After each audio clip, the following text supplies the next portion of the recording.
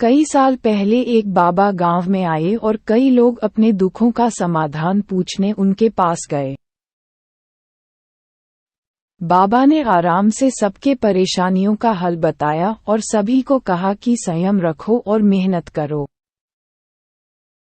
1 महीना तो ऐसा आराम से चलता रहा। फिर लोग हर बार उसी समस्याओं के बारे में शिकायत करने आने लगे। बाबा ने सोचा कि कुछ करना पड़ेगा। उन्होंने सबको एक पेड़ के नीचे बुलाया और एक दिन उसने उन्हें एक चुटकुला सुनाया और सभी लोग हंसी में झूम उठे। कुछ समय बाद उन्होंने उन्हें वही चुटकुला सुनाया और उनमें से कुछ ही मुस्कुराए। जब उसने तीसरी बार वही चुटकुला सुनाया तो कोई भी नहीं हंसा। बाबा मुस्कुराए और बोले, जैसे तुम बार बार एक ही मजाक पे हंस नहीं सकते वैसे ही एक ही समस्या पे बार बार रो क्यों रहे हो।